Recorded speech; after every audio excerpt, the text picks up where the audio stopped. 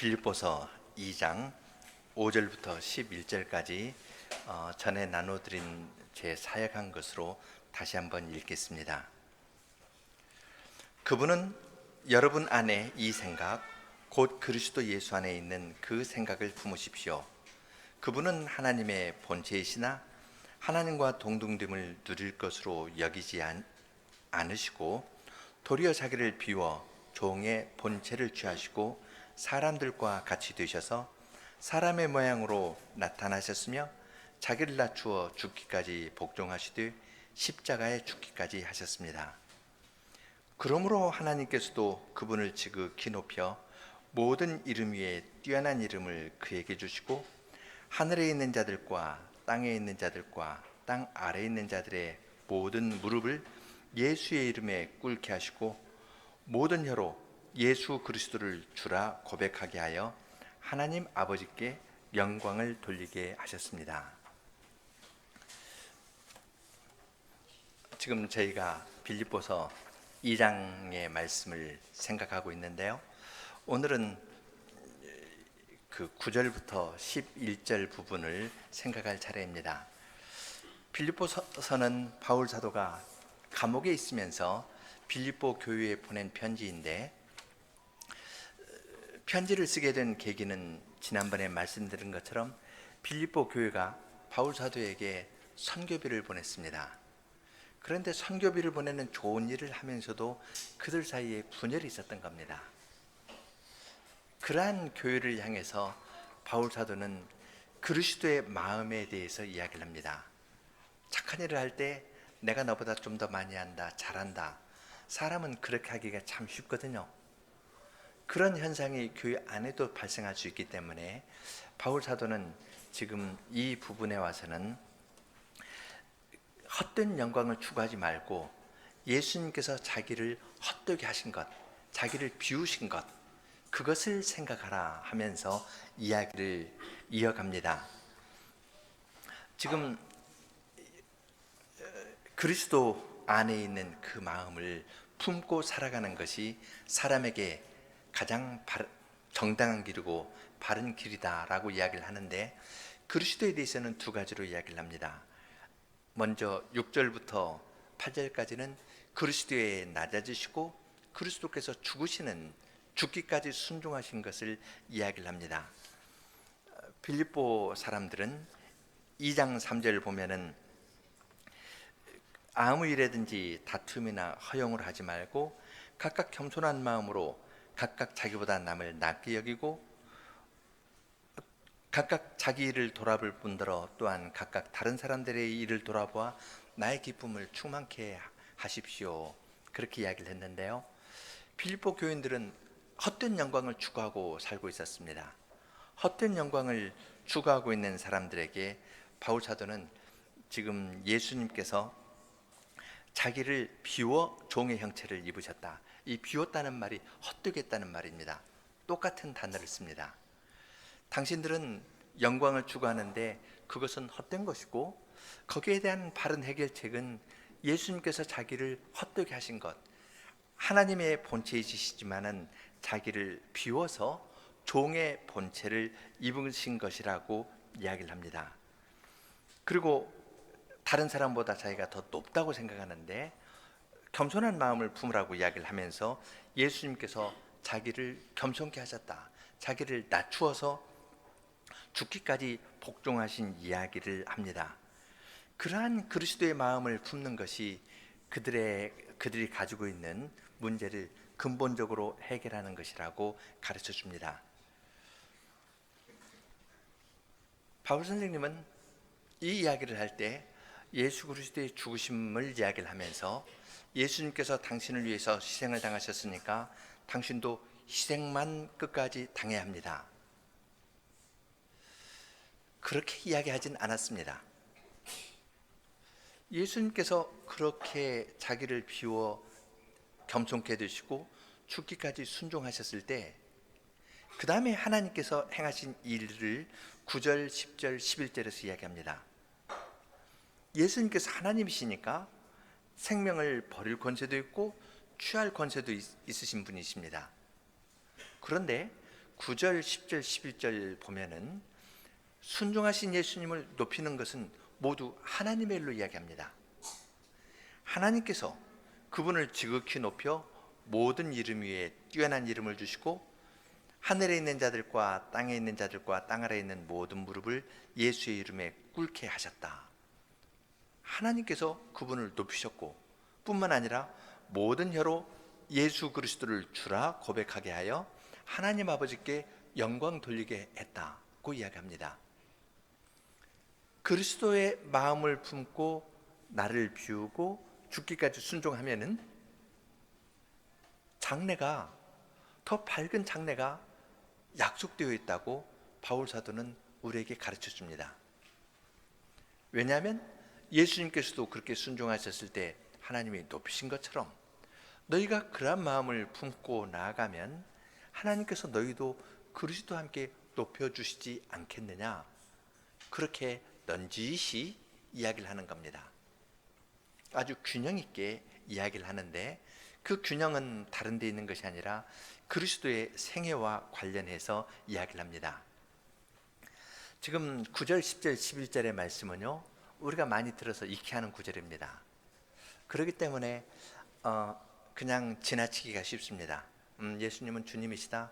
모든 이름이 예수님의 모든 무릎이 예수님 앞에 꿇고 예수님을 주라 시인할 것이다.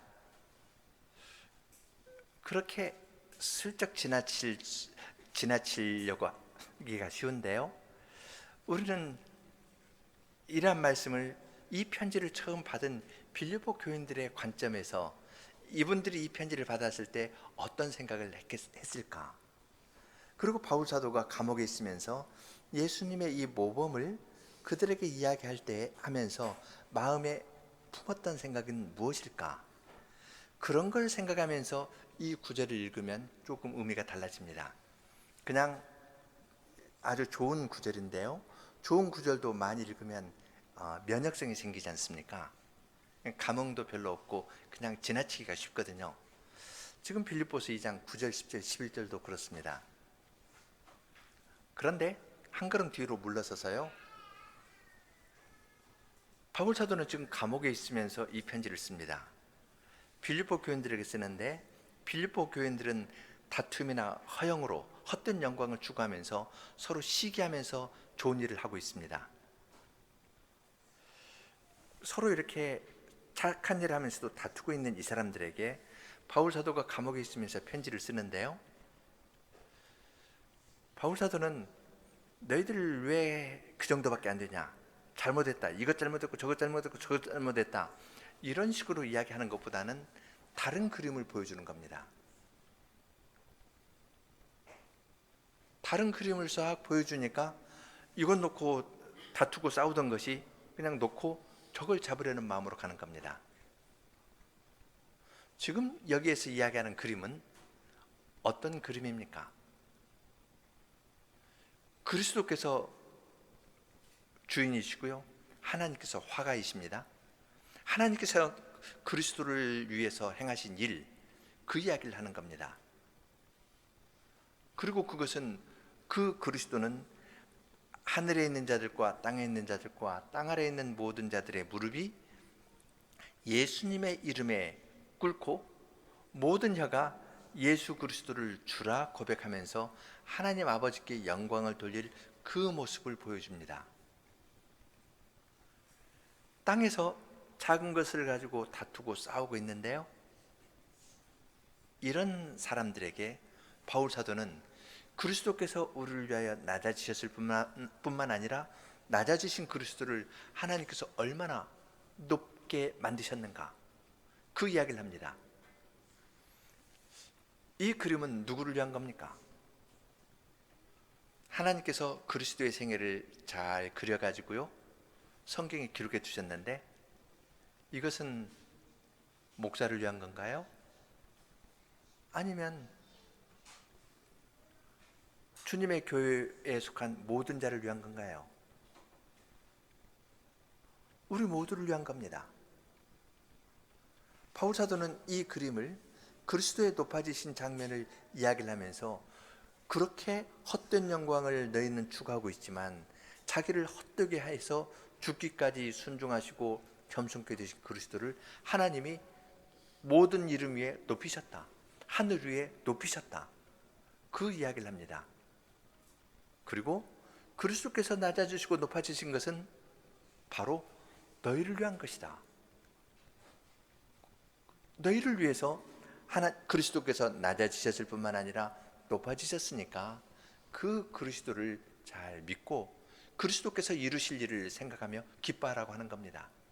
너희 가운데에서 착한 일을 시작하신 분이 마지막 날까지, 주님의 날까지 해서 이걸 다 이루실 테니까 그걸 믿고 나아가라고 하면서 이 그림을 보여줍니다. 따라서 우리도 바울 사도의 심정과 빌립보 교인들의 그러한 상황을 생각하면서 이 구절을 생각하는 것이 좋습니다. 바울 사도는 구절을 이야기를 할 때 그러므로 하면서 이야기를 합니다. 그리스도께서 죽기까지 순종하시고 우리의 죄를 대신 다 짊어지시고 돌아가셨는데, 그러므로 그리스도께서 순종하셨기 때문에 의로우신 하나님께서는 예수님을 죽음에 그냥 버려두실 수 없는 겁니다. 하나님의 의를 다 만족시킨 사랑하시는 아드님의 일을 보고 하나님께서는 그분을 부활시켜 주시고 하늘에 올리셨습니다. 하늘에 올려서 모든 이름 위에 뛰어난 이름을 주셨습니다. 그러니까 바울 사도는 그러므로 의로우신 하나님께서는 의로우신 순종을 하신 자기 아드님을 무덤에 버려둘 수가 없다. 그리스도의 행하신 일이 옳다는 것을 인정하면서 그러므로 하면서 의로우신 하나님께서 행하신 이 일을 이야기를 합니다. 이 말은 마태복음 28장에서 예수님의 마음에서도 그 말씀에서도 볼 수 있습니다.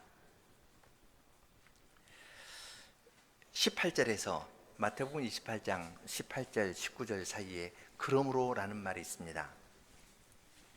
예수께서 나와 일러 가라사대 하늘과 땅의 모든 권세를 내게 주셨으니 그러므로 너희는 가서 모든 족속으로 제자를 삼아 아버지와 아들과 성신의 이름 안으로 세례를 주고 내가 너희에게 분반 모든 것을 가르쳐 지키게 하라. 볼지어다 내가 세상 끝날까지 너희와 항상 함께 있으리라. 이렇게 말씀하셨습니다. 예수님께서 하늘과 땅의 모든 권세를 하나님께서 자기에게 주셨다고 이야기를 합니다. 그 말은 그 이전에 예수님께서 천지의 창조주 삼위와 동등 삼위일체의 하나님으로서 창조주가 아니라는 말은 아닙니다. 그분은 태초에 계신 말씀이었고 그 말씀으로 모든 것을 지었습니다. 창조의 일을 함께 하신 창조주이신데 예수님께서 하늘과 땅의 모든 권세를 내게 주셨다고 이야기를 합니다. 이것은 예수님께서 우리의 구속자로서 사람이 되셔서 구원의 일을 다 이루셨을 때 하나님이시고 사람이신 예수님에게 하나님께서 부여하신 특권입니다. 하늘과 땅의 모든 권세를 주신 것은 창조의 영광이 아니라 그러므로 하면서 그 다음 이야기와 연결됩니다.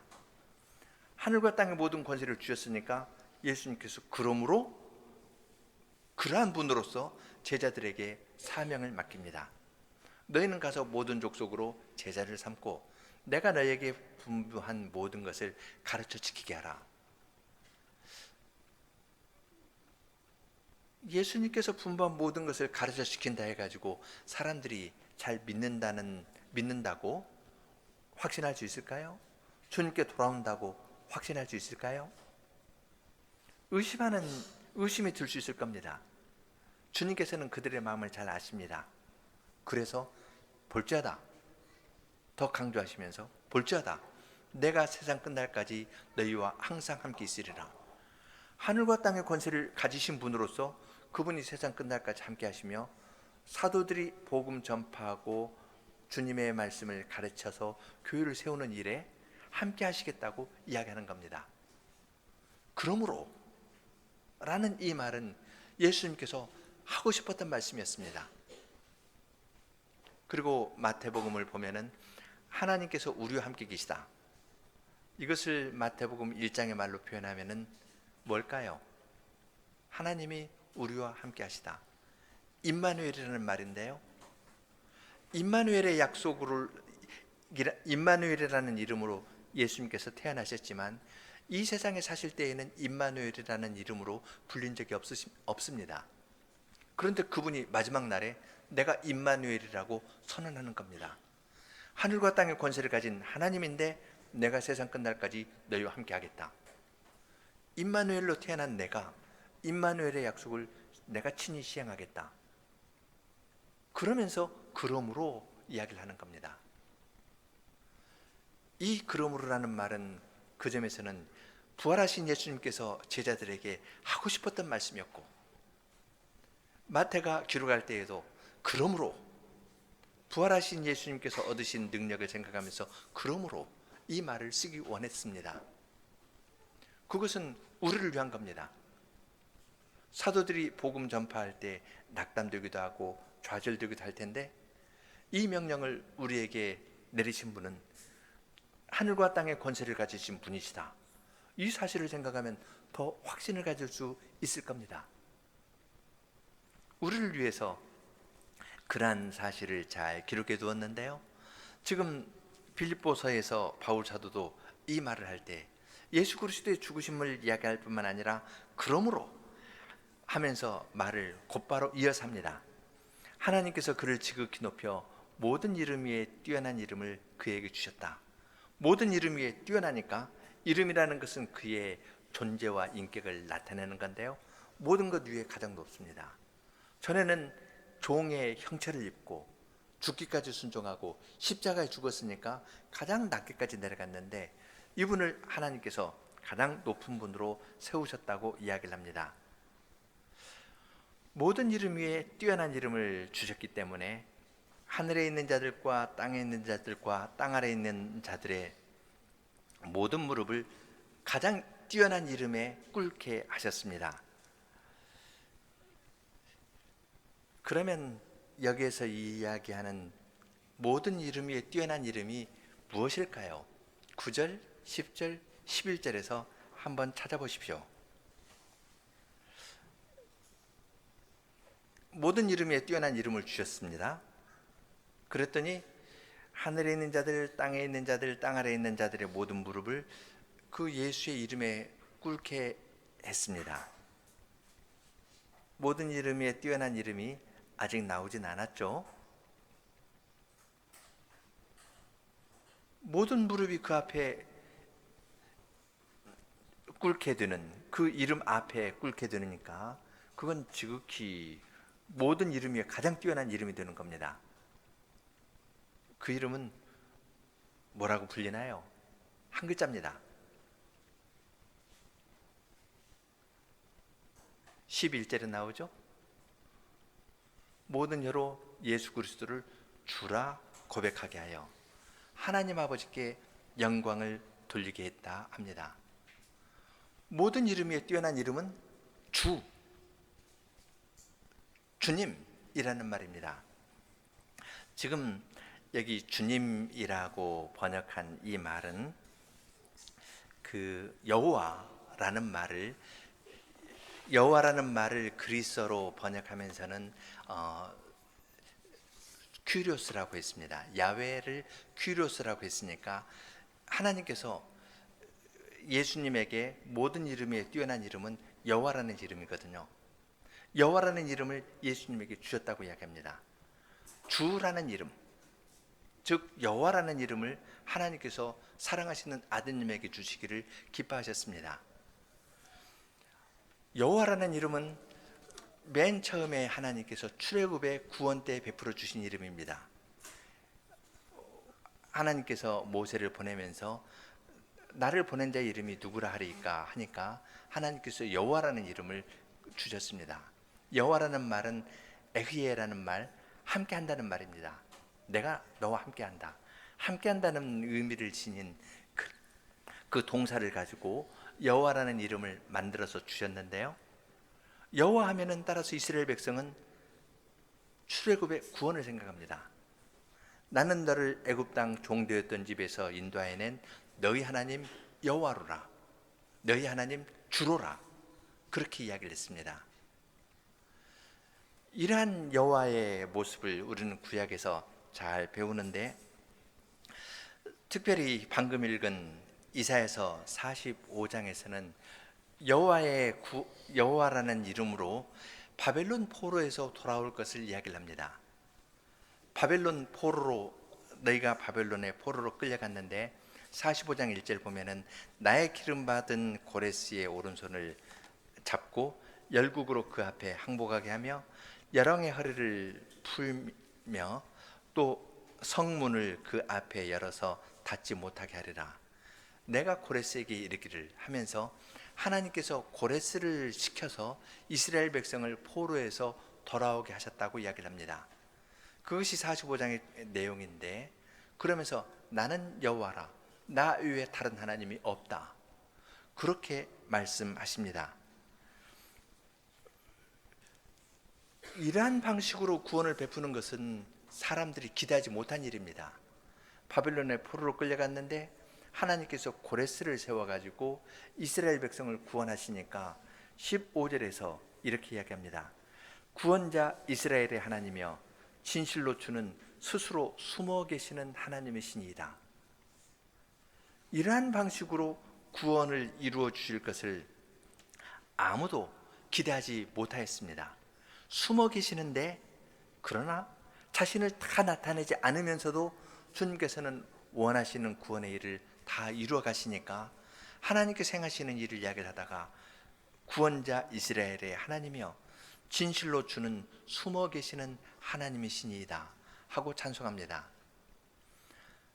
이사야서 45장 15절에 이러한 말씀을 읽을 때 우리는 죽임당하신 어린 양으로 만민을 구원하시는 하나님의 구원의 경륜을 봅니다. 누가 십자가로 구원을 이루는 것을 예상이라도 했겠습니까? 우리의 구원자 하나님은 진실로 숨어 계시는 하나님이십니다.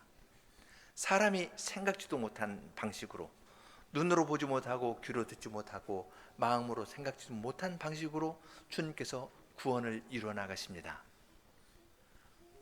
나는 여호와라, 나 외에 다른 하나님이 없다, 이렇게 말씀하신 하나님께서는 그러한 큰 구원의 일을 행하시는 그 능력을, 그 고귀한 이름을, 모든 이름에 뛰어난 이름을 사랑하시는 아드님에게 주신 겁니다. 뿐만 아니라 45장, 이사야서 45장 보면은 23절에 심판하시는 모습이 나오는데, 이것이 오늘 읽은 빌립보서 2장 10절 11절에도 인용됩니다. 내가 나를 두고 맹세하기를 나의 입에서 의로운 말이 나갔은즉 돌아오지 아니하리니 내게 모든 무릎이 꿇겠고 모든 혀가 맹약하리라 하였느니라. 하나님께서 구원의 일을 온 세계적으로 행하기 때문에 하나님께서 나간 말은 돌아오는 법이 없습니다. 헛되이 돌아오는 법이 없고 명령을 내리면 그대로 시행됩니다. 그대로 시행되어서 모든 무릎이 주님 앞에 꿇고 이 세상에 사는 모든 혀가 주님 앞에서 약속을 하고 주님을 섬기겠다고 서약하는 데 이르게 될 것이라고 이야기를 합니다.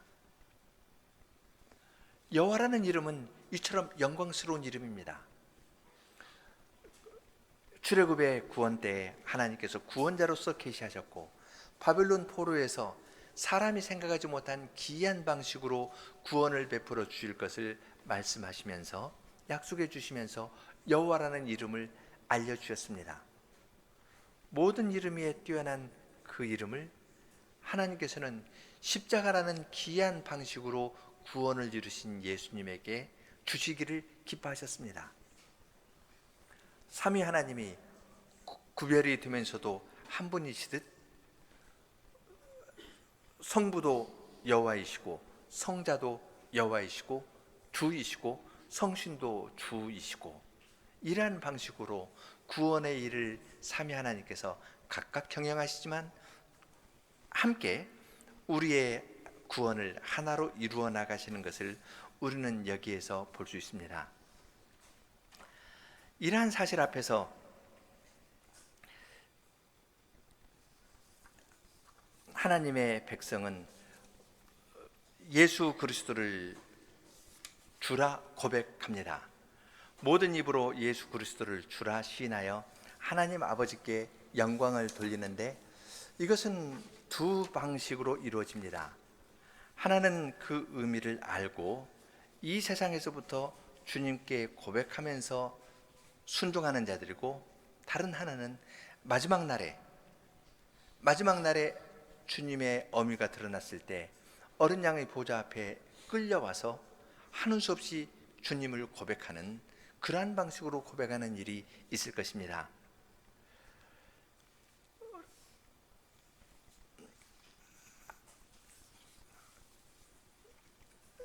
바울 사도는 이 이야기를 하면서 먼저 그리스도께 속한 자들에게 이 사실을 알려줍니다.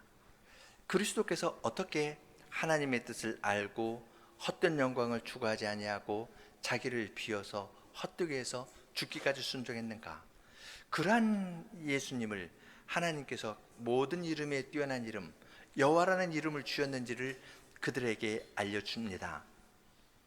이 사실을 알고 그리스도 예수 안에 있는 이 마음을 그들이 품고 살면 어떻게 될까요? 그들은 그들 안에서 다툼이나 헛된 영광을 추구하면서 일하는 건 없을 겁니다. 그리고 동시에 내가 그리스도에게 속하였다 하면서 그리스도께 고백하고 적극적으로 나아갈 겁니다. 동물의 제사는 동물들이 제사를 드리는 것, 속죄 제물로 드려졌지만, 이 동물들은 그리스도의 십자가를 예표하는 했는데 그들이 의미 있게 의미를 알고서 죽은 건 아니었습니다. 그런데 그리스도께서는 그것을 아시고 속죄의 의미를 아시고 하늘에서 내려와서 속죄의 일을 다 이루셨습니다. 다 이루셨을 때 하나님께서 그를 높였습니다. 바울 사도는 그 사실을 교인들에게 알려주는 겁니다. 모든 입으로 예수 그리스도를 주라 시인하여 하나님께 영광을 돌리게 했다, 이 사실을 이야기를 합니다. 그러면 그들이 입으로 무엇을 하겠습니까? 그리스도께서 하나님의 뜻을 알고 온전히 순종하신 것이 그들의 마음에 꽉 있으면 그들도 그리스도와 연합하여서, 그리스도의 마음이 그들 안에 있기 때문에 그들도 죽기까지 순종하고 자기를 비우고 다른 사람을 위해서 기꺼이 고난을 받고 다른 사람을 나보다 더 낫다고 그렇게 여기면서 살아갈 겁니다. 이것이 예수 그리스도를 주라 고백하는, 시인하면서 나아가는 사람들의 모습입니다.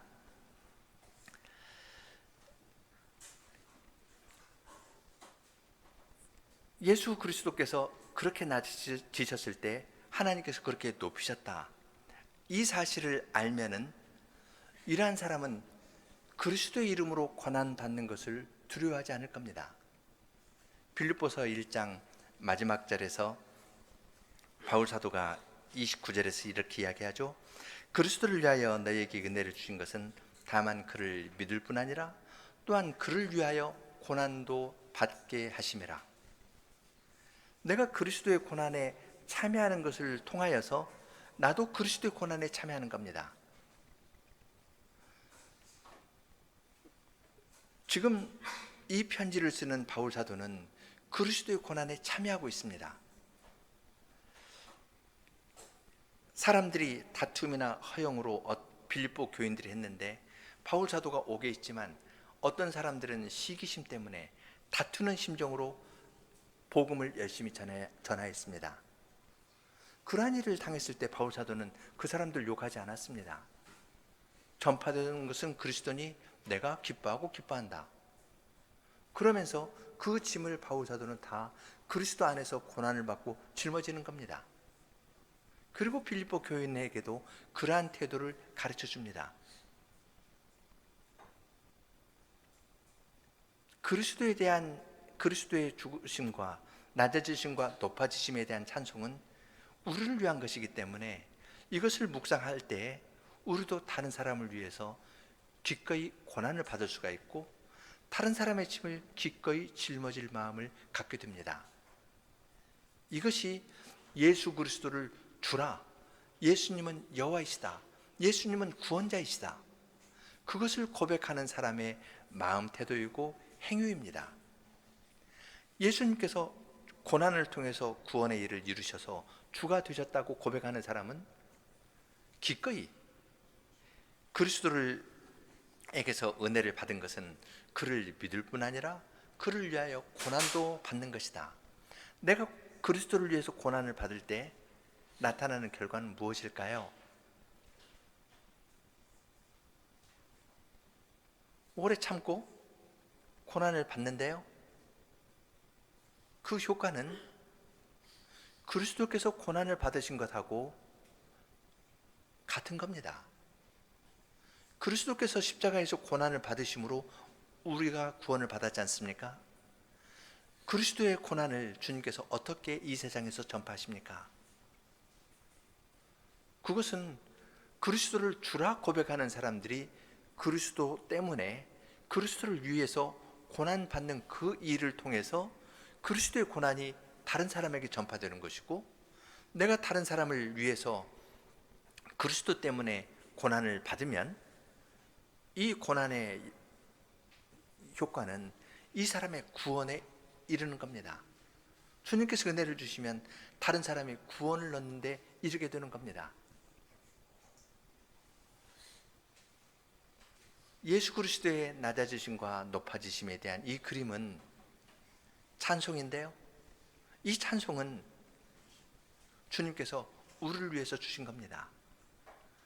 너희도 이러한 그리스도의 마음을 품고 살아가면은, 예수를 주라 고백하면서 나아가면은 비록 고난을 받는 일이 있겠지만 그 고난을 통하여 다른 사람이 교회에 들어오는 일이 있고, 지금 너희 가운데 있는 시기나 분쟁의 문제도 완전히 해결될 것이다. 이 문제를 풀어주기 위해서 바울 사도는 우리 앞에 큰 그림을 제시하고 그리스도께서 어떻게 영광스럽게 되었는가를 이야기를 해주는 겁니다. 모든 이름이 그리스도를 주라 고백하면서 하나님께 영광을 돌릴 겁니다. 이 역사 기간 동안에 그 의미를 알고 고백하는 사람은 그리스도의 일에, 구속의 일에 참여하게 될 것이지만, 이것을 끝까지 거부하는 사람은 어떻게 될까요?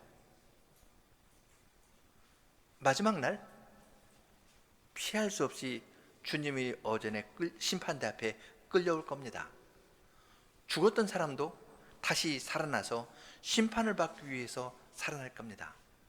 바다에서 죽은 자도 무덤에 묻힌 자도 다 심판을 받기 위해서 살아나서 주님 앞에 나와서 그날에 예수 그리스도를 주라 시인하여서 하나님의 공의의 영광을 찬송하게 될 것입니다.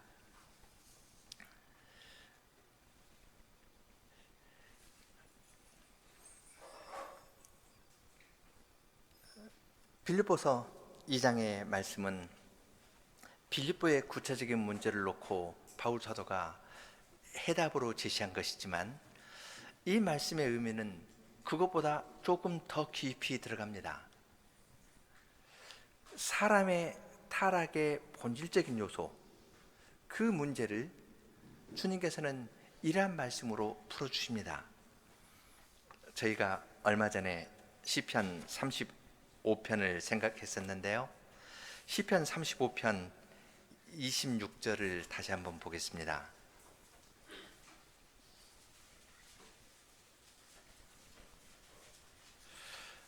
시편 35편은 새 컷의 그림과 같다고 말씀드렸었죠. 처음에는 시인이 당하는 어려움을 이야기를 하고, 두 번째 부분에서는 시인을 공격하는 사람들에 대한 묘사이고, 세 번째 부분에서는 공격하는 사람들의 마음의 문제를 이야기를 하면서 하는데 35편에 있는 내용은 그런 겁니다. 이 가까이 있는 사람들, 친구들이 이야기를 하거든요. 예를 들어서 12절, 13절, 14절 보면은 친구가 그 어려운 일 있으면은 그를 가서 돌봐주고 진심으로 살펴주었습니다. 그런데 나에게 내가 친하게 지냈던 그 친구인데요, 그 친구는 나에 대해서 전혀 그런 생각 안 하고 그를 공격하고 악담하고 말로 공격하고 또 그냥 꿀꺽 삼켜버리려고 합니다. 그때 이제 26절에서 말을 합니다. 나의 해를 기뻐하는 자들로 부끄러워 낭패하게 하시며 나를 향하여 자긍하는 자로 수치와 욕을 당케 하소서. 자긍한다는 말은 조금 쉽게 이야기를 하면요, 내가 너보다 더 크다, 내가 너보다 더 크다, 이렇게 말하려 하는 자들로 수치와 욕을 당하게 해달라고 합니다. 달리 말하면 친한 친구가 나를 배반하는데요, 나를 배반하는 이유는 간단합니다. 내가 너보다 더 커, 내가 너보다 더 잘났어, 이걸 입증하려고 나를 누른다는 겁니다.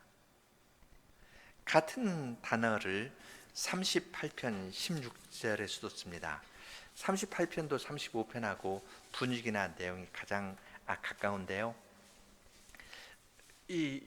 여기서도 지금 친한 친구들이 그 원수처럼 악담을 하기도 하고 거짓말을 하기도 하고 이 육체적인 해도 가하려 하는데요, 16절입니다. 내가 말하기를, 이제 그 스스로 말하는 겁니다. 두렵건대 저희가 내게 대하여 기뻐하며 내가 실족할 때 나를 향하여 망자 존대할까 하였나이다. 같은 말을 망자 존대라는 말로 번역했습니다. 앞에서는 35편에서는 자긍한다고 번역했고, 여기서는 망자 존대하면은 자기가 어떤 사람인지 잊어버리고 스스로 높이 생각한다는 겁니다. 자기를 크게 생각한다는 말입니다. 그러니까 한마디로 하면은 여기에서도 내가 조금 이렇게 하면은 나의 원수가 네가 별 수 있어, 그리고 그렇지 하면서 난 너보다 더 뛰어난 사람이야, 내가 너보다 더 커, 이 말 하려는 겁니다. 35편이나 38편 이야기는 구약 교회에 있는 성도 이야기입니다. 구약 교회 안에 있으면서 내가 너보다 더 위대한 사람이야, 더 커, 책도 많이 읽었고 착한 일도 많이 하고 규칙도 잘 돼 있고, 그러면 저쪽에서는 난 너보다 더 커, 난 너보다 사회적인 지위도 더 높고 돈도 많이 가지고 있고 등등등, 또 이쪽으로 가고 서로 이렇게 다른 주제를 놓고 서로 누가 높냐 하면서 싸웁니다. 그것이 사람의 모습입니다. 그 사람의 모습은 타락 직후에 생긴 겁니다. 창세기 3장에서 죄가 들어왔을 때 가인이 아벨을 시기했고 하나님이 받아주시지 않는다 하니까 자기 존재감이 없는 것 같으니까 시기해가지고 아벨을 죽이지 않았습니까? 하나님께서 기회를 줘도 거짓말했거든요. 거짓말하면서 동생이 왜 나보다 더 위에 올라가지? 안 돼, 눌러야 돼, 이런 겁니다. 누가 그러한 마음에서 벗어날 수 있습니까? 야곱이 형 에서 붙잡고 나오잖아요. 베레스와 세라도 서로 뱃속에서 먼저 나오려고 싸우잖아요. 뱃속에서부터 그렇습니다. 타락 이후에 우리 모두는 내가 당신보다 더 나아. 배운 사람은 점잖게 말하고요, 또 다른 사람, 성민들이 느긋한 사람은 천천히 말하고 성미가 급한 사람은 빨리 말하고 하지, 똑같습니다. 누가 여기에서 벗어날 수 있겠습니까? 이건 때로는 집단적으로도 나타납니다. 바벨탑 쌓아서 하늘처럼 올라가려고 합니다. 이러한 세상에 다들 이전 투구하는 것처럼, 말하자면, 비유하자면 이 구절을 읽을 때 그런 생각이 났습니다. 어떤 사람이 이제 배 타고 이렇게 하다가, 아이들이 배 타고 보트 놀이를 하다가 갑자기 배가 밑으로 빨리 떠내려가고 있는데 모르고 서로 다투고 있는 거예요. 왜 나한테 물치겠냐, 내가 너보다 노 젓는 걸 잘한다 못한다 다투고 있습니다. 배가 빨리 가는 건 지금 저기 강 저쪽에는 폭포가 있으니까 급하게 떠내려가거든요. 그러면 다투면 안 되고 빨리 합해가지고 거기서 벗어나야 서로 사는데, 죽어도 상관없다 하면서 싸우는 식으로 가는 겁니다. 그것이 어두운 가운데 있는 우리의 모습입니다. 개인적으로 그럴 뿐만 아니라 때로는 집단적으로 바벨탑 같은 걸 쌓아서 우리가 저걸 하자, 우리 큰일을 하자, 바벨탑 쌓아가지고 하늘까지 닿게 하자. 그렇게 하면 사람들의 마음을 어느 정도 통일시켜가면서 상당히 큰일을 할 수도 있습니다. 그러나 바벨탑 쌓아가지고 하늘까지 닿을 수 있나요? 우리의 근원적인 문제는 여전히 남아 있습니다. 이러한 세상에 있는 우리를 구원하시려고 하늘에서, 땅에서 마치 보트가 폭포로 떨어지려고 하는데 서로 싸우고 있는데, 그런 자를 구원하시려고 하나님께서 손을 내밀어서 구원해 주시는 겁니다. 그리스도의 모범을 보여주시는 겁니다. 우리를 구원하시려고 가장 낮게 되시고 종의 형체를 입고, 하나님의 형체이신 분이 종의 형체를 입고 가장 낮은 곳에 내려가서 죽으시고 가장 높은 곳에 오르셨다. 이 생생한 그림을 우리들에게 보여주시면서 이 복음의 말씀을 듣고 이것을 붙잡고, 이것을 믿음으로 붙잡고 나에게 나오너라, 그렇게 말씀하시는 겁니다. 빌립보서 2장 9절부터 마지막 절에 있는 이 말씀은 신앙 고백에 대한 멋있는 말이 아닙니다.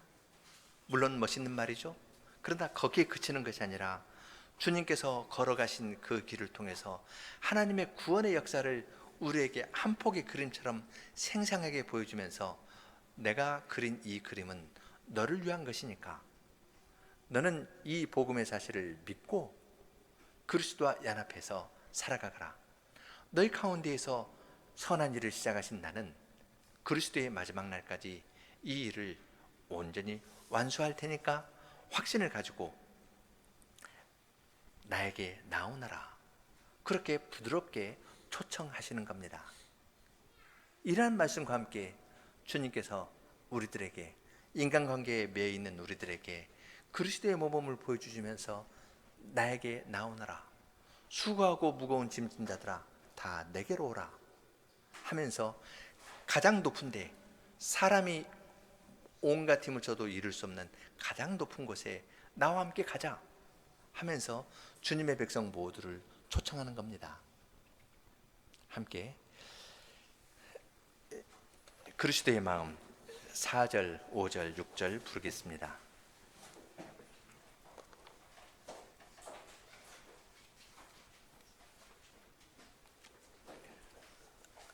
4절, 5절 간주하고 6절 부르겠습니다.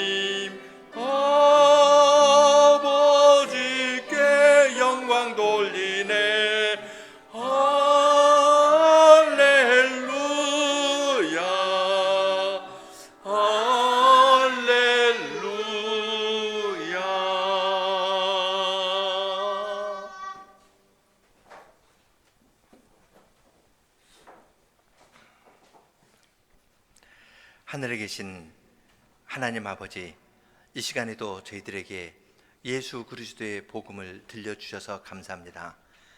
주님께서는 참으로 기이한 방식으로 구원을 이루셨고 십자가라는 방식으로 구원을 이루셨습니다.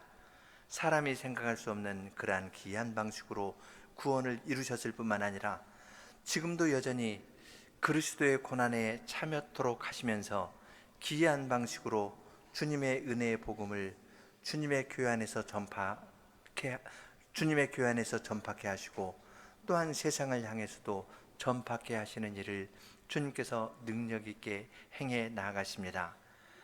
그러한 복음의 말씀을 저희들이 들었사오니 저희들로 하여금 때가 늦기 전에 예수 그리스도를 주라 시인하면서 하나님의 영광에 다 참여하는 사람들이 되게 하여 주시옵소서.